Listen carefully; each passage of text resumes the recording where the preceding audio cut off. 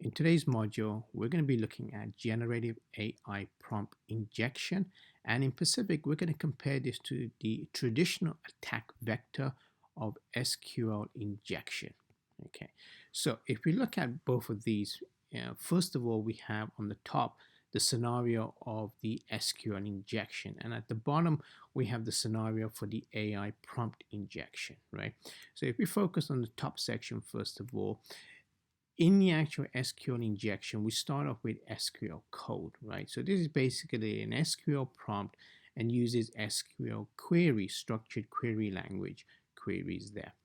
And on the back end, what we're trying to do here is where the attack is the actual on the actual SQL database.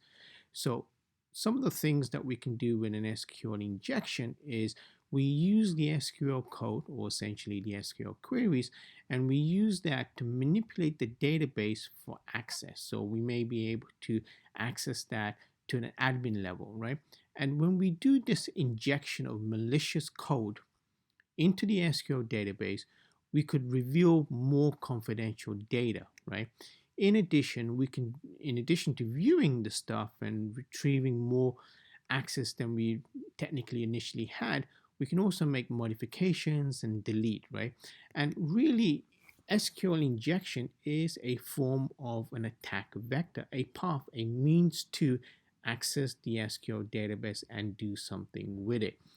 Now, if we compare that to traditional application level attacks and all that stuff, it all falls into the category of layer 7, right? That's the kind of attack vector that we have here, right?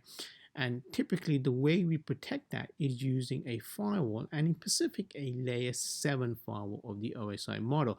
And these layer 7 firewalls are typically called a web application firewall. So now that we know what an SQL injection is and what the whole purpose of that is, let's now focus on the AI prompt injection, right? So in this scenario, what we actually have is, instead of an SQL prompt, we have a Gen AI prompt, right? And instead of an SQL code or SQL queries, we actually just have plain vanilla text here, right? And that's what that chat. So in this example, I'm just using Chat GPT as an example here, right?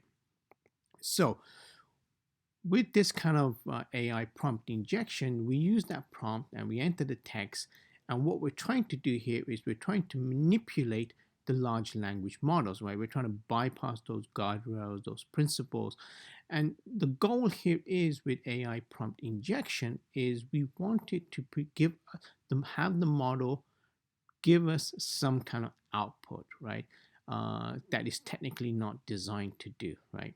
And how would we protect against something like this, right? So with the above scenario with the SQL code, it was simple. We put a layer 7 web application firewall in there, right?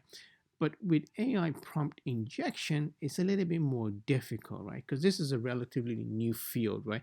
But the traditional pillars is actually to kind of put guardrails or principles in place, or gates that will help us to protect that large language model, right? So it is analyzing that AI prompt that we're putting in there. So kind of imagine in the AI prompt injection kind of scenario here, that we enter, like for example, in the text, right? We enter large amounts of random text, right? Which makes no sense, right?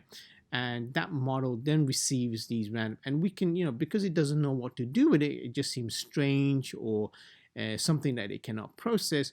We can kind of create it to force it to create an undesired effect, right?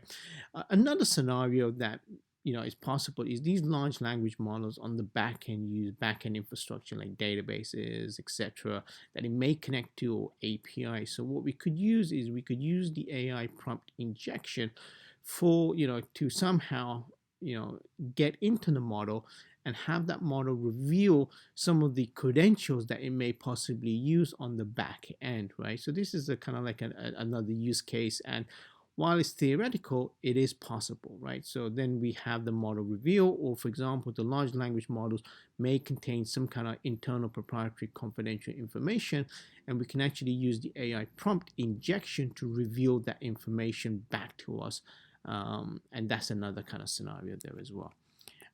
And really, if we compare the SQL code and ChatGPT against each other, the SQL code injection is a little bit more difficult because you do need to know how SQL works. And also, you do need to know how to construct those SQL queries. Now, in contrast that to Gen AI prompts, right? They actually use text, right? Just regular language-based text, right?